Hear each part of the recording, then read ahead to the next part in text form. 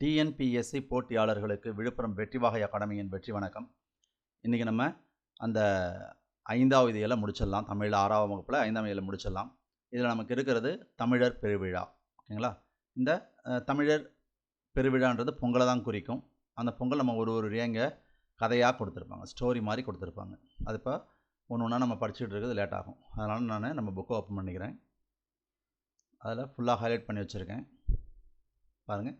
Last இது பார்த்தோம் நம்ம தாலாட்டை. இப்போ தமிழர் பெருவிழா. உறவுகள் ஒன்று கூடி கொண்டாடும் விழா, மனதிற்கு மகிழ்வை தரும் விழா. இதெல்லாம் நமக்கு கேள்வியாக கேட்பாங்கன்னா கேட்க மாட்டாங்க, ஒரு தடவை படிச்சுக்க வேண்டியது தான். தமிழ்நாட்டில் கொண்டாடப்படும் பல விழாக்கள் மூலம் தமிழருடைய நாகரிகமும் வீரமும் வெளிப்படும். இதுதான் நமக்கு கேள்வியாக இருக்கும். ஒரு சின்ன பாயிண்ட்டை கூட நீங்கள் மிஸ் பண்ணாதீங்க. ஏன்னா தமிழில் 95க்கு மேலே எடுக்கணும். 95லேருந்து 98 2-3 கேள்வி அவுட் ஆஃப் கொஸ்டினாக இருக்கும். ஓகேங்களா? அப்போ 95+ அடித்தா நம்ம கண்டிப்பாக வேலை உறுதி. அதேமாதிரி மேக்ஸ்லேயும் நீங்கள் 20+ அடிச்சிட்டிங்கன்னா உங்களுடைய வெற்றி 95% உறுதி செய்யப்படும். ஓகேங்களா? சரி, அதனால் ஒவ்வொன்றைத்தையும் ஹைலைட் பண்ணி படிங்க. அப்போது நம்மளுடைய விழாக்கள் மூலயமா நமக்கு வெளிப்படுறது நாகரிகமும் வீரமும். ஓகேங்களா? நமது பண்பாட்டை ஒரு தலைமுறையிலேருந்து அடுத்த தலைமுறைக்கு கொண்டு போய் சேர்க்கறது இந்த விழாக்கள் தான். இதெல்லாம் ஒரு தடவை அப்படியே நல்லா கவனமாக பார்த்துக்குங்க. இயற்கையை கடவுளாக வணங்குதல் தமிழர் மரபு. இப்போ பார்த்தீங்கன்னா இந்த பொங்கல் திருவிழான்றது 3 நாள்லேருந்து 4 நாள் வரைக்கும் நம்ம கொண்டாடுறோம். ஓகேங்களா? இப்போ முதல் நாள் பொங்கலுக்கு முன்னாடி பார்த்திங்கன்னா போகி தான் வரும். அந்த போகி பார்த்திங்கன்னா மழை வேண்டி பெறப்படுகின்ற விழா. பழையன கழிதலும் புதியன புகுதலும், அது நமக்கு நன்னூல் சொல்லுது. ஓகேங்களா? அப்போது போகி மார்கழி மாதத்தினுடைய இறுதி நாள் தான் நமக்கு வரும். அதெல்லாம் நம்ம இப்போ இங்கே பார்க்கலாம். ஓகேங்களா? நல்லா கதையை புரிஞ்சுக்கிட்டிங்கன்னா இதில் இருக்க ஸ்டோரி ஃபுல்லாக நான் சொல்லிடுறேன். கடற்கரை நம்ம படிச்சுட்டு போயிடலாம். ஓகேங்களா? அப்போது மார்கழி கடைசி நாள் என்னன்னு கேட்டிங்கன்னா போகி. அது பழையன கழிதலும் புதியன புகுதலும், அது நன்னூல் விதி சொல்லுது. ஓகேங்களா? அன்னைக்கு வீடெல்லாம் சுத்தம் செய்வோம். அதுக்கப்புறம் மறுநாள் பொங்கல். இந்த பொங்கல் முதல் நாள்ன்றது சூரியனுக்கு நன்றி தெரிவிக்கும் விழா. ஏன்னா இந்த தாவரங்கள் வளர்கிறதுக்கு உறுதுணையாக இருக்கிறது அந்த சூரியன் தான். சூரியன் இல்லைன்னா எந்த தாவரமும் வளராது.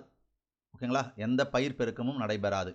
அப்போது முதல் நாள் அந்த இறைவனாக கருதப்படுகின்ற சூரியனுக்கு முதல் நாள் நன்றி தெரிவிக்கிறோம். அதனால தான் பொங்கல் தினத்தன்னைக்கு கிராமங்களில் பார்த்திங்கன்னா வெளியில் சாணம் போட்டு அந்த தரையை நம்மளுடைய வாசத்தினுடைய முன்பகுதி வாயில் என்ன பண்ணுவாங்க, நல்லா சாணம் போட்டு மொழிகி எல்லாம் பண்ணி சுற்றி பாயை கட்டி புது பானையை வச்சு பொங்குவாங்க.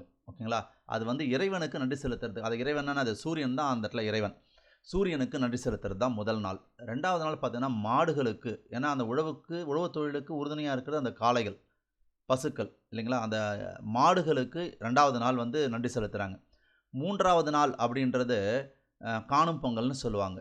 அது நம்மளுடைய உறவுகள் போய் பார்த்து அவங்கள நல்லா இருக்கிறீங்களா அப்படின்னு நாங்கள் ஒரு இடத்துல இன்றைக்கி வேலை செய்கிறோம். எல்லோரும் ஒரு இடத்துல வேலை செய்கிறோம். அப்போ அந்த பொங்கல் அன்னைக்கு வரும்பொழுது அந்த உறவுகளை சந்தித்து, இப்போ அண்ணன் தம்பிலாம் ஒரு சில நேரத்தில் சித்தப்பா பெரியப்பா இவங்கெல்லாம் கொஞ்சம் சின்ன சின்ன சண்டைகளெல்லாம் இருக்கும். அன்றைக்கி போயிட்டு அவங்க வீட்டுக்கு போயிட்டு நம்மக்கிட்ட இப்போ காசு இருந்தால் கொடுத்துட்டு கறி மீன்லாம் அம்மா செய்வாங்க. இதை கொண்டு போய் கொடுத்துட்டு வரதானது நம்ம உறவுகளை சந்தித்து ஒரு மகிழ்ச்சியாக இருக்கிறனால தான் எதுங்க காணும் பொங்கல். இதுதான் நமக்கு இந்த லெசன்ஸில் நமக்கு வெளிப்படுத்துகிறாங்க.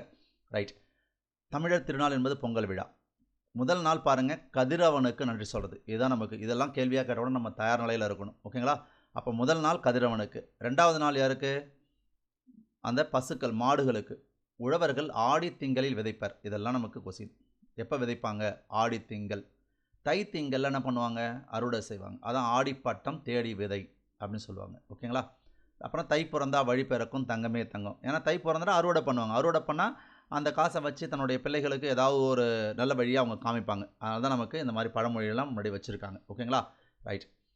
இவ்விழாவை அறுவடை திருவிழா மற்றும் உழவர் திருநாள் என்று அழைப்பர். பழையன கழிதலும் புதியன புகுதலும் வழுவல கால வகையினானே என என்பது நன்னூலுடைய விதி. இதெல்லாம் நமக்கு அப்படியே கேட்பாங்க கொஸ்டினா. இது சொல்லுகின்ற நூல் எதுன்னு கேட்பாங்க? நன்னூல். ஓகேங்களா? வீடும் நாடும் தூய்மை பெற சுற்றுப்புற சூழலை பேணுகின்ற இனிய திருநாள் போகி. அன்றைக்கி என்ன பண்ணுவோம்? வீடெல்லாம் சுத்தம் பண்ணி பெயிண்ட் அடித்து அன்றைக்கி ஒரு நாள் எல்லோரும் சேர்ந்து என்ன பண்ணுவோம்? வீட்டை சுத்தம் செய்வோம். மார்கழி திங்களுடைய இறுதி நாள் தான் போகி.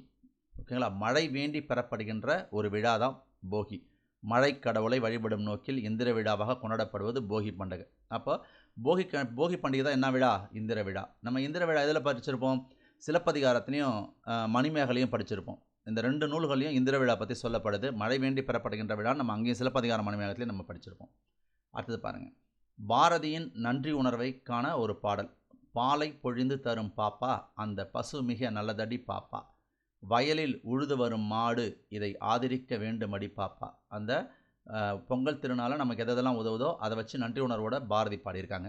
உழவின் சிறப்பை கூறும் வள்ளுவரின் குரல். சுழன்றும் ஏற்பின்னது உலகம், அதனால் உழந்தும் உழவே தலை அப்படின்ற ஒரு திருக்குறள் நமக்கு சொல்லப்படுது.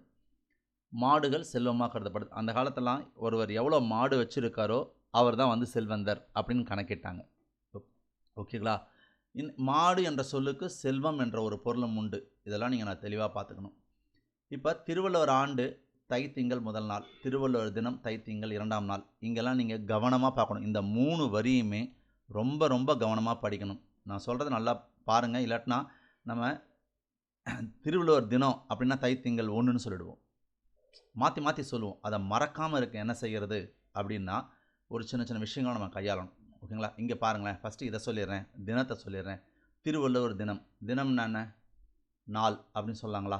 நாள். ஓகேங்களா? இந்த நாள் எத்தனை எழுத்துப்பா? நாலுன்றது 2 எழுத்து இல்லைங்களா? அப்போது திருவள்ளுவர் தினம் அப்படின்னா நாள் அப்படின்னு ஞாபகம் வச்சுன்னா, நாலுன்றது 2 எழுத்து. அப்போ தை திங்கள் 2ஆம் நாள் திருவள்ளுவர் தினம் நம்ம ஈஸியாக ஞாபகம் வச்சுக்கலாம். அப்போ முதல் நாள்னது ஆண்டு அப்படின்னு ஞாபகம் வச்சுக்கலாம். ஓகேங்களா? ரைட். அப்போ இப்போ உங்களுக்கு ஞாபகம் வந்துச்சா பாருங்கள். அப்போ ஆண்டுன்னு சொன்னால் தை திங்கள் முதல் நாள் திருவள்ளுவர் ஆண்டு. அதே திருவள்ளுவர் தினம்னு சொன்னால் தை திங்கள் 2ஆம் நாள். இதில் அடுத்தது இதில் என்ன நம்ம கவனமாக பார்க்கணும் அப்படின்னு கேட்டிங்கன்னா, இந்த திருவள்ளுவர் பிறந்த ஆண்டுன்னு சொல்கிறாங்க இல்லையா? 31ஆம் ஆண்டு. 31ஆம் ஆண்டு. இந்த இடத்துல நமக்கு எக்ஸாமில் ஃபஸ்ட் ஆப்ஷனில் 31ஆம் நூற்றாண்டுன்னு கொடுத்துருவாங்க. இதெல்லாம் நம்ம கவனிக்க மாட்டோம். 31ஆம் நூற்றாண்டு லாஸ்ட் கிளாஸே கூட நான் சொல்லியிருப்பேன். 31ஆம் நூற்றாண்டுன்னா நம்ம சிந்துச்சமிழ் நாகரிகத்தில் போய் நிற்க வேண்டியதாக இருக்கும். அதனால் இந்த இடத்துல நல்லா கவனமாக பார்த்துக்கங்க. 31ஆம் ஆண்டு இந்த 3 விஷயத்தையும் நீங்கள் எப்பயும் மறக்காமல் படிச்சுங்க. ஓகேங்களா? அடுத்தது இந்த திருவள்ளுவர் ஆண்டை கண்டுபிடிக்கணும்னா, இப்போது அவங்க எந்த ஆண்டு கொடுக்குறாங்களோ அதோட 31 கொடுக்கணும். இப்போ 2024 அப்படின்னா அதோட 31 கூட 2055 வந்துடும். அவங்க என்ன இயர் கொடுத்துருக்காங்களோ அதோட 31 ஆண்டுகளை கூட்டிக்கணும். ஏன்னா அவர் பிறந்ததுன்னா அது கிமு 31. அதனால் அது கூட அது 31 வச்சு கூட்டுரும். ஓகேங்களா? பாருங்கள். மாட்டுப்பொங்கல் நாளோ அதற்கு மறுநாளோ சில ஊர்களில் மஞ்சு விரட்டு நடைபெறும் இல்லைங்களா? அப்போ மஞ்சு விரட்டுன்னா ஒன்று மாட்டுப்பொங்கல் நாள் அல்லது காணும் பொங்கல். இந்த 2 நாளில் மாட்டுப்பொங்கல் உங்களுக்கு கொண்டாடுறாங்க. அடுத்தது மாடு பிடிக்கிறத, இந்த விளையாட்டை மாடு பிடித்தல், ஜல்லிக்கட்டு, ஏறு தழுவுதல். இந்த ஏறு தழுவுதல் என்பது முல்லை நிலத்திற்கான ஒரு வீர விளையாட்டு. அப்போது இதை கூட நமக்கு எக்ஸாமில் கேள்வியாக கேட்கப்பட்டிருக்கு. ஏறு தழுவுதல் என்பது எந்த நிலத்திற்கு உரியது? முல்லை நிலத்திற்கு உரியது அப்படின்றத தெளிவாக ஞாபகம் வச்சுக்கோங்க. மாட்டுப்பொங்கலுக்கு மறுநாள் காணும் பொங்கல். இந்த காணும் பொங்கல் என்ன பண்ணுவோம்? நல்ல கறி மீன்லாம் செஞ்சு நம்மளுடைய உறவுகளுக்கு கொண்டு போய் கொடுத்துட்டு அவங்கள சந்தித்து நம்ம மகிழ்ச்சி அடைவோம். ஓகேங்களா? அதுதான் உறவினர் நண்பர்கள் வீட்டுக்கு சென்று கண்டுகளிப்பார். அன்றைக்கி என்ன பண்ணுறாங்க? விளையாட்டுப் போட்டிகள். அப்போ விளையாட்டுப் போட்டிகள் அன்றைக்கி நடத்துகிறாங்க. தை திங்கள் முதல் நாள், தை திங்கள் 2ஆம் நாள், 3ஆம் நாள் இப்படிலாம் கொடுப்பாங்க. அப்போ காணும் பொங்கல் அன்றைக்கி தான் அது விளையாட்டுகள் நடத்துகிறாங்க. காணும் பொங்கல் அன்னைக்கு பட்டிமன்றம், கலை நிகழ்ச்சிகள் இதெல்லாம் நடத்துகிறாங்க. ஓகேங்களா? பொங்கல் திருநாள் 2 நாட்கள் முதல் 4 நாட்கள் வரை நடக்கும். இது இடத்திற்கிறது வேறுபடுதுன்னு வேறு சொல்கிறாங்க. அப்போ 2 நாள்லேருந்து 4 நாள் வரைக்கும் நடத்துகிறாங்க. அது இடத்திற்கிடம் மாறுபடுகிறதுன்னு சொல்கிறாங்க. பாருங்கள். இதில் இயற்கை, உழைப்பு. ஏன்னா இயற்கைன்றது என்னது? சூரியன். சூரியன் தான் நமக்கு அந்த தாவரங்கள் விளையிறதுக்கு உறுதுணையாக இருக்குது சூரியன். அப்புறம் ஒரு நம்மளுடைய உழைப்பு, அதுக்கு நன்றி செலுத்துகிறோம். அந்த இறைவனுக்கு, ஐ மீன் சூரியனுக்கு நன்றி செலுத்துகிறோம் இல்லையா? இதெல்லாம் நம்ம பண்பாடாக இருக்குது. அப்போது இதில் ஏதாவது ஒன்று ஆட் ஒன் ஆஃப் அவுட்னு ஏதாவது வச்சுட்டாங்கன்னா கூட நம்ம தயாராக இருக்கணும். ஓகேங்களா? அறுவடை திருநாள் ஆந்திரா, கர்நாடகா, மராட்டியம், உத்தரப்பிரதேசம் ஆகிய மாநிலங்களில் மகர சங்கராந்தி என்று கொண்டாடப்படுகிறது. இப்போ பாருங்களேன். இங்கே இந்த இடத்துல மகர சங்கராந்தி, இந்த இடத்துல பார்த்தீங்கன்னா லோரி அப்படின்னு சொல்கிறாங்க. இந்த இடத்துல லோரின்னு சொல்கிறாங்களா? அப்புறம் இன்னொரு இடத்துல உத்தராயன்னு சொல்கிறாங்களா? இதெல்லாம் படிக்கும்போது நமக்கு கொஞ்சம் குழப்பம் ஏற்படும். அப்போ இது குழப்பம் இல்லாமல் நல்லா ஆழமாக படிங்க. ஓகேங்களா? படிக்கும்போதே கொஞ்சம் கொஞ்சமாக படித்தா கூட அதை தரவாக படிச்சிட்டிங்கன்னா அந்த ஒரு வருஷத்தில் நீங்கள் மிகப்பெரிய சக்ஸஸ் ஆடுவீங்க. தமிழில் 95+ எடுக்கணுன்றது உங்களுடைய குறிக்கோளாக இருக்கணும். ஓகேங்களா? சரி, இதை எப்படி நீங்கள் மனப்பாடம் பண்ணுறதுன்னு நான் சொல்கிறேன். இப்போ பாருங்கள்.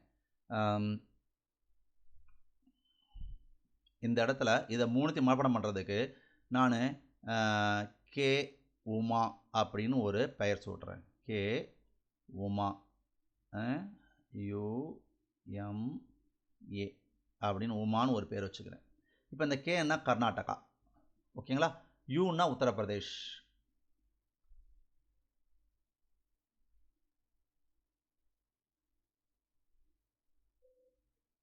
கே உமா. ஓகேங்களா? கேன்னா கர்நாடகா, யூன்னா உத்தரப்பிரதேஷ், எம்னா மராட்டியம், ஏன்னா ஆந்திரா. அந்த ஒரு ஷார்ட்கட்டை வச்சு நீங்கள் பார்த்துக்கிட்டிங்கன்னா அங்கெல்லாம் என்னது மகர சங்கராந்தின்னு சொல்கிறாங்க. அப்போது அந்த மராட்டியம் மகர சங்கராந்தி, அந்த உமான்று தான் மகர சங்கராந்தி ஞாபகம் வச்சுங்க. அடுத்தது என்ன சொல்கிறாங்க பாருங்களேன், இங்கே பஞ்சாப். பஞ்சாபில் அந்த விழாவை லோரின்னு சொல்கிறாங்க. லோரி. அப்போ பஞ்சாபில் தான் விவசாயிகள் அதிகம், அவங்கக்கிட்ட நிறைய லாரி இருக்கும். பஞ்சாபில் விவசாயிகள் அதிகம், லாரி இருக்கும், அப்படி ஞாபகம் வச்சுக்கோங்க. அடுத்தது குஜராத், ராஜஸ்தான் மாநிலங்களில் அறுவடை திருவிழாக்கள் உத்தராயன் என்று கொண்டாடப்படுகிறது. சார் இதை எப்படி சார் ஞாபகம் வச்சுக்கிறது அப்படின்னு கேட்டிங்கன்னா, இப்போ பாருங்கள், நம்ம இந்தியா மேப் இருக்கும். இந்தியா மேப்பை பாருங்கள். இந்த சைடில் அருணாச்சல பிரதேஷ், அதுதான் சூரியன் முதலாக உதிக்கின்ற ஒரு மாநிலம் அப்படின்னு சொல்லுவாங்க. சும்மா கற்பனையில் நீங்கள் பார்த்தீங்கன்னா ஈஸியாக படிச்சிடலாம்ப்பா. இப்போ இதாக இருக்கு இல்லையா, இந்த இடத்துல அருணாச்சல பிரதேஷ் கிழக்கு பக்கம், அதுவே இந்த பக்கம் என்ன இருக்கும், குஜராத் இருக்கும், அதுக்கு மேலே ராஜஸ்தான் இருக்கும். அப்போ சூரிய உதயம் எங்கே வந்து கடைசியாக நடக்கும் அப்படின்னு கேட்டிங்கன்னா, இந்த குஜராத்லேயும் ராஜஸ்தான்லேயும் தான் சூரியனை வந்து 2 மணி நேரம் தாமதமாக உதிக்கும். அதை ஞாபகம் வச்சுக்கிட்டிங்கன்னா குஜராத், ராஜஸ்தான் உத்தராயன் என்று அழைக்கப்படும்னு நீங்கள் ஈஸியாக ஞாபகம் வச்சுக்கலாம். ஓகேங்களா? ஏதாவது ஒரு கீவேர்டு போட்டுக்கிட்டே படிங்க. அப்போ போட்டுக்கிட்டே படிச்சிங்கன்னா ரொம்ப ஈஸியாக உங்களால் ஞாபகம் வச்சுக்க முடியும். ஓகேங்களா? மதிப்பீடெல்லாம் ஈஸியாக இருக்கும், ஒன்றுமே இருக்காது. அதெல்லாம் நம்ம படித்து பார்த்தாலே தெரியும். பாருங்கள், அது ஒரு 2023 ஒரு கேள்வி கேட்டுக்கப்பட்டாங்க. பழையன கழிதலும், அப்போ என்ன வேர்டு இங்கே வரணும்னு கேட்குறாங்க. புதியன புகுதலும், இதெல்லாம் வந்து தகுதி தேர்வில் கேட்கப்பட்ட கேள்விகள், இருந்தாலும் நாங்கள் கொடுத்துருக்குறோம். ஓகேங்களா? இது சொல்கிற நூல் எதுன்னு நம்ம பார்த்தோம். இப்போ நன்னூல் அப்படின்னு படித்தோம் இல்லைங்களா? அவ்வளோதாங்க. இதெல்லாம் நீங்கள் சும்மா அப்படி மதிப்பீடெல்லாம் படிச்சிங்கன்னா முடிஞ்சிடும். அடுத்தது மனம் கவரும் மாமல்லபுரம். ஓகேங்களா? இப்போது இதையும் ஸ்டோரி மாதிரி தான் நம்ம புக்கில் கொடுத்து வச்சுருக்காங்க. பாருங்கள், மனம் கவரும் மாமல்லபுரம், இதுவும் ஃபுல்லாக ஸ்டோரி தாங்க, கதையாக கொடுத்து வச்சுருப்பாங்க. இதை படிச்சுட்டு ஒன்று ஒன்றா நம்ம வரணும். ஓகேங்களா? அதனால் நம்ம புக்கை நான் ஓப்பன் பண்ணிக்கிறேன். பாருங்கள், மனம் கவரும் மாமல்லபுரம். ஒரு நாட்டின் பண்பாட்டையும் நாகரிகத்தையும் உலகத்திற்கு உணர்த்துபவை கலைகளும் இலக்கியங்களும். அப்போ இந்த கொஸ்டின் அப்படியே நமக்கு கேள்விகளாக வரும். அப்போது கலைகளும் இலக்கியங்கள் தான் நம்மளுடைய பண்பாட்டையும் நாகரிகத்தையும் உணர்த்துது அப்படின்னு ஞாபகம் வச்சுக்கோங்க. இலக்கியங்கள்ன்றது சங்க இலக்கியங்கள் இல்லையா, கலைகள்ன்றது மாமல்லபுரம், இதெல்லாம் நம்மளுடைய பண்பாட்டையும் நாகரிகத்தையும் வெளிப்படுத்துது. நரசிம்மவர்மன் சிறப்பு பெயர் மாமல்லன்.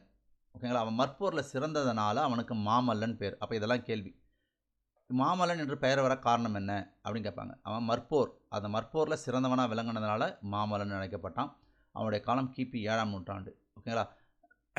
மகேந்திரவர்ம பல்லவனுடைய மகன் தான் நரசிம்மவர்மன். ஒரே பாறையால் ரதம் போன்ற வடிவத்தில் செய்யப்பட்ட கோவில் ரதம் தேர் வடிவில் இருக்கிறதுனால அதுக்கு 4 சக்கரம்லாம் இருக்கும். ஓகேங்களா?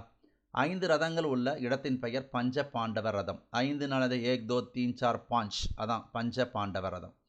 பஞ்ச பாண்டவ ரதம் 1ஆம் நரசிம்மவர்மன் காலத்தில் உருவாக்கப்பட்டது. இது 2023 கேள்வி கேட்டிருக்காங்க பாருங்கள். பஞ்ச பாண்டவ ரதம் யாருடைய காலத்தில் உருவாக்கப்பட்டது? 1ஆம் நரசிம்மவர்மன், 1ஆம் மகேந்திரவர்மன் அப்படின்னு உங்களுக்கு கொஸ்டின்ஸ் இருக்கும். அப்போது மகேந்திரவர்மனுடைய மகன் தான் யாருங்க? நரசிம்மவர்மன். ஓகேங்களா? அதுக்கப்புறம் பாருங்கள், மாமல்லபுரத்தில் காண வேண்டிய இடங்கள் ஒரு 9 இடங்கள் சொல்லியிருக்காங்க. அந்த 9 இடங்களையும் கொஞ்சம் படித்து வச்சுக்கோங்க. அர்ஜுனன் தபசு. ஓகேங்களா? அது அர்ஜுனன் வந்து தவம் இருக்கிற இடம்தான் அர்ஜுனன் தபசு. கடற்கரை கோவில், பஞ்சபாண்டவ ரதம், ஒற்றைக்கல்லான யானை, குகை கோயில், புலிக்குகை, திருக்கடல் மல்லை. இப்போ இதுலேருந்து கொஸ்டின் எப்படி சார் கிரியேட் பண்ணுவாங்க அப்படின்னு கேட்டிங்கன்னா, மாமல்லபுரத்தில் காணப்படாத இடம் கொடுத்துட்டு இந்த இடத்துல கொடுப்பாங்க புலிக்குகை, சிங்கக்குகை அப்போ கொடுப்பாங்க. நீங்கள் படிக்கலாம் என்ன பண்ணுவோம், புலிக்குகையா சிங்கக்குகையா நம்ம என்ன பண்ணுவோம், கண்டிப்பாக தடுமாற தான் செய்வோம். ஓகேங்களா? அப்புறம் கலங்கரை விளக்கம், இதெல்லாம் இந்த 9ஐயும் தெளிவாக பார்த்து வச்சுக்கோங்க. கண்ணனின் வெண்ணெய் பந்து, இதெல்லாம் கொஞ்சம் ஆட் ஒன் ஆஃப் அவுட்டில் கேட்டாங்கன்னா நம்ம அன்றைக்கி தயாராக இருக்கணும். ஓகேங்களா? ரைட். மாமல்லபுரத்து குன்றுகளை கோவிலாகவும் கோவில் முன் நிற்கும் யானை, இது என்னென்னா தன்னுடைய மகன் நரசிம்மவர்மன் வந்து அப்பா கிட்ட, மகேந்திரவர்மன்ட்டு, அப்பா இங்கே இருக்கிற குன்றுகளை நம்ம கோயிலாவையும் அதுக்கு முன்னாடி இருக்க கற்களை யானை மாதிரி செதுக்கிட்டு அது பார்க்குறதுக்கே நல்லாயிருக்கும் அப்படின்னு சொல்லி கேட்கும்போது, சரி தன்னுடைய மகனுடைய ஆசையை நிறைவேற்றும் அப்படின்னு என்ன பண்ணுறாரு அப்பா மகேந்திரவர்மன், சரிப்பா நம்ம செஞ்சிடலாம் அப்படின்னு சொல்கிறார். அப்போ இது யார்கிட்ட சொன்னாங்கன்னு கேள்வி கேட்கலாம். ரைட். அப்போது இது மகேந்திரவர்மன் மகன் நரசிம்மன்ட்ட சொன்னால், இல்லை நரசிம்மன் வந்து அவங்க அப்பாட்ட கேட்டார், இந்த மாதிரி மாற்றி கொடுக்கலாம்.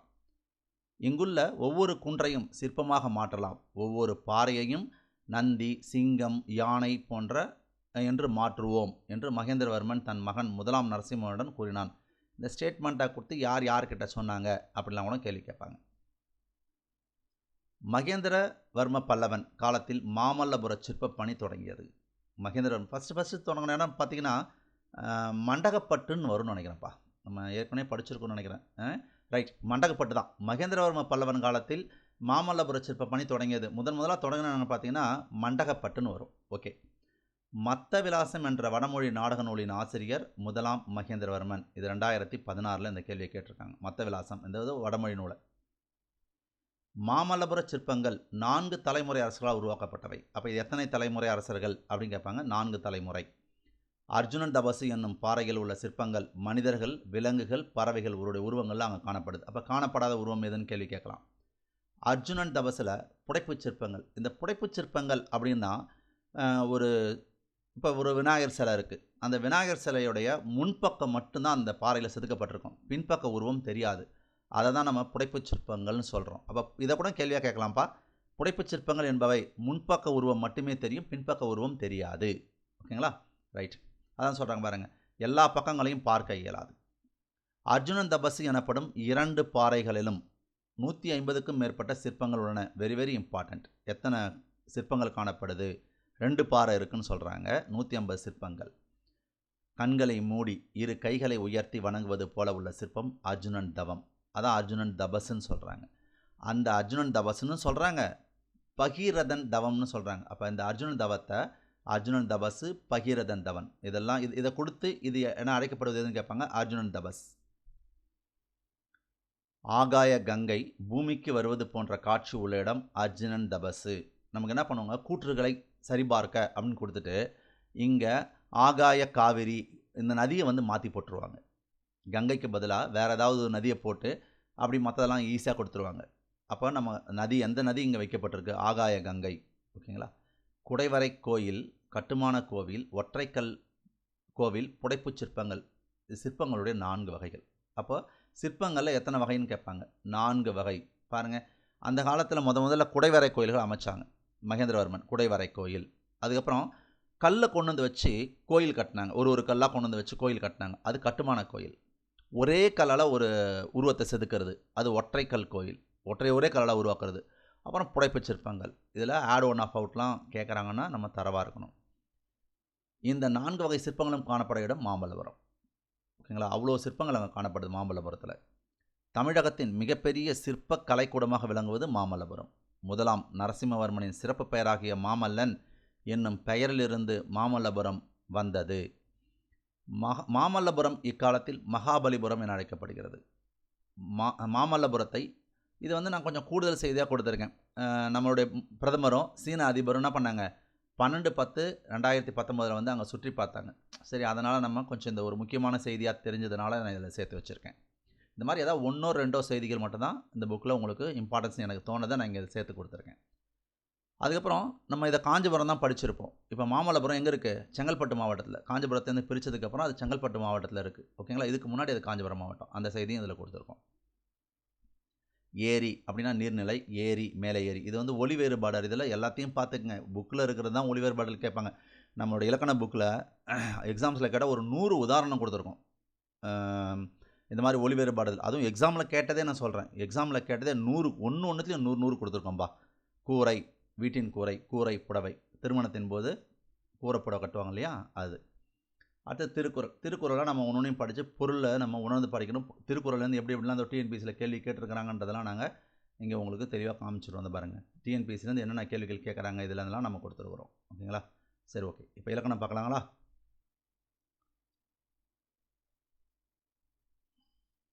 பாருங்கள், இப்போ நமக்கு இயல் 5ல் மயங்கொலி பிழைகள் அப்படின்றது நமக்கு கொடுக்கப்பட்டிருக்கு. மயங்கொலினா உச்சரிப்பில் ஒரே சவுண்டாக இருக்கிறோம். ஏறக்குறைய ரொம்ப மைல்டாக தான் அதனுடைய வேறுபாடு தெரியுமே தவிர நம்மளால் உணர முடியாது. அந்த மாதிரி 8 எழுத்துக்கள் இருக்குது. இதுதான் மயங்கொலி எழுத்துக்கள்னு சொல்லுவாங்க. அப்போ மயங்கொலி எழுத்துக்கள் மொத்தம் எத்தனைன்னு கேட்டால் 8. ஓகேங்களா? இதை நல்லா ஞாபகம் வச்சுங்க. மயங்கொலி எழுத்துக்கள் 8.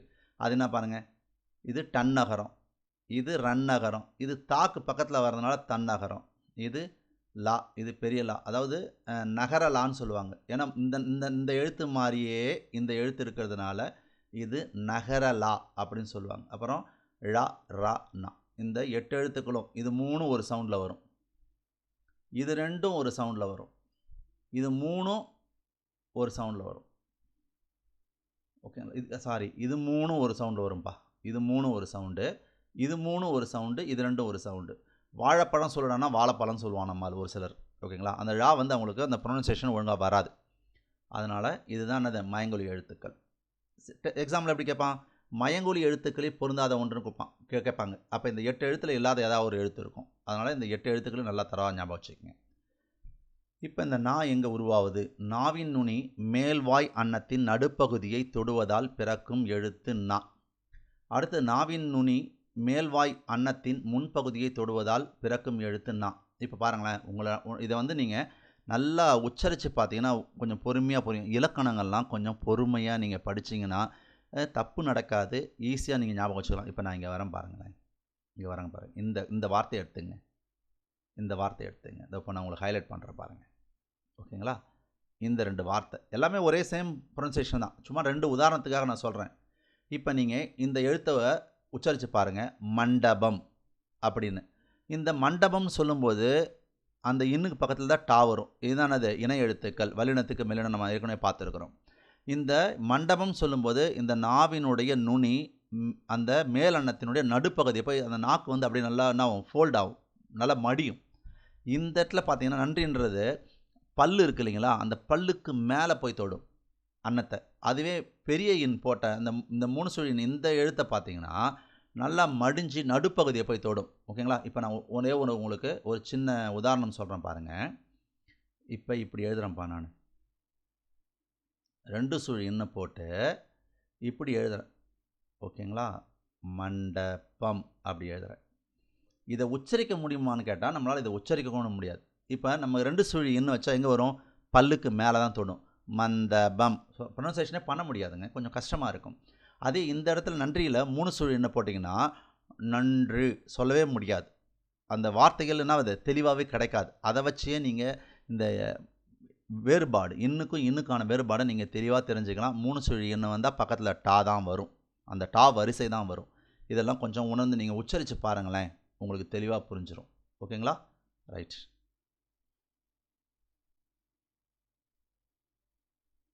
ரைட். அடுத்தது பாருங்கள். இந்த எழுத்து எல்லாமே சேம் ப்ராசஸில் நடக்கும். அடுத்தது லா. நாவினுடைய, அதான் நாவின் இரு பக்கங்கள் தடித்து மேல் பற்களின் அடியை போய் தொடுவதால் லகரம் தோன்றும். இது வா போல இருப்பதால் வகர லகரம் என்கின்றோம். இதெல்லாம் கூட நல்லா தெரிஞ்சு வச்சுக்கோங்க. இந்த லாவை வகர லகரம், அந்த பெரிய லாவை நகர லகரம்னு சொல்லுவாங்க. லா. நாவின் இரு பக்கங்கள் தடித்து மேலெண்ணத்தின் நடுப்பகுதியை தொடுவதால் லகரம் தோன்றும். ஓகேங்களா? இந்த இடத்துல பாருங்கள், மேலெண்ணத்தின் நடுப்பகுதியை, இங்கே மேல் பற்களின் அடிப்பகுதியை, அடியை தொடுவதால், இதை ரெண்டுத்தையும் நல்லா டிஃபரன்ஷியேட் பண்ணி படிங்க. இதனை பொது லகரம் என்கிறோம். இது நா போல இருப்பதால் நகர லகரம் என்றும் கூறுவர். ஓகேங்களா? 2 சொல்லினா. ழா. நாவின் நுனி மேல் நோக்கி வளைந்து வருடுவதால் ழகரம் தோன்றும். பாருங்கள், இந்த லாவும் இந்த ழாவும் ஒரே இடத்துல தோன்றும். இந்த லாவும் இந்த ழாவும் தமிழுக்கே உரிய சிறப்பு எழுத்து ழா. இப்போ இதுக்கு பாருங்களேன், இது ரொம்ப ரொம்ப வெரி வெரி இம்பார்ட்டன்ட். இதை நான் ஏற்கனவே கிளாஸில் சொல்லியிருக்கேன். தமிழில் உள்ள சிறப்பு எழுத்து எதுன்னு கேட்டால் ழா. அதுவே ஆயுத எழுத்து எதுன்னு சொல்லுவோம்? ஆயுத எழுத்து என்னன்னு சொல்லுவோம் பாருங்கள்.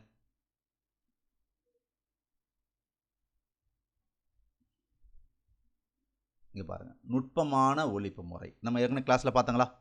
இங்கே பாருங்கள், அப்படியே 2 தடவை பார்த்தீங்கன்னா உங்களுக்கு மனப்பாடம் ஆகிடும். நுட்பமான ஒலிப்பு முறைனா அது ஆயுத எழுத்து. அதுவே சிறப்பு எழுத்துன்னு கேட்டால் ழா.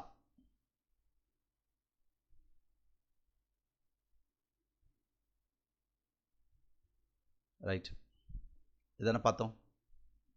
அப்போது நுட்பமான ஒலிப்புன்னா ஆயுத எழுத்து, சிறப்பு எழுத்து அப்படின்னு கேட்டால் ழா. இதெல்லாம் கொஞ்சம் நல்லா தெளிவாக படிங்க. எக்ஸாமில் இந்த மாதிரி கேள்விகள்லாம் கேட்கும் பொழுது ஐயோ இதை நம்ம சரியாக பார்க்காம போயிட்டோமே அப்புறம் வருத்தப்படக்கூடாது. இப்போ படிக்கும்போதே ஆழமாக நேரத்தை எடுத்து படிங்க. குறுகிய அளவில் தான் கொடுக்குறேன் ஒரு நாளைக்கு. இது மா போல இருப்பதால் மகர ழகரம் என்று கூறுவது இலக்கண மரபு. இதெல்லாம் கேட்பான். அப்போது இந்த ரகர எழுத்தை எதோட சொல்லுவாங்க? மகரம், ககரம், சகரம், பகரம், தகரம் அப்படின்வாங்க. அன்றைக்கி போய் நம்ம கஷ்டப்படுவோம். இந்த மா மாதிரி இந்த மா போட்டு இப்படி இழுக்கிறோம். அதனால் அது மகர ழகரம். நாவின் நுனி மேலன்னத்தின் முதல் பகுதியை தொட்டு வருவதால் பிறக்கும் எழுத்து ரா, ரகரம். ஓகேங்களா? இங்கே பாருங்கள், இந்த குறிலுக்கு வந்து கரம் சொல்லுவோம். ஓகேங்களா? அதுவே நெடிலுக்கு காரம்னு சொல்லுவோம். இதெல்லாம் கூட நமக்கு புக்கில் இருக்குது, பின்னாடி இலக்கணத்தில் இருக்குது, படிச்சுக்கலாம். இது இடையன எழுத்து என்பதால் இடையன ரகரம் என்கின்றோம். நாவின் நுனி மேலெண்ணத்தின் மையப்பகுதியை உரசுவதால் பிறக்கும் எழுத்து ரா, கரம். இந்த குறிலுக்கு பக்கத்தில் கரம் வரும், நெடிலுக்கு பக்கத்தில் காரம்னு வரும். ஓகேங்களா?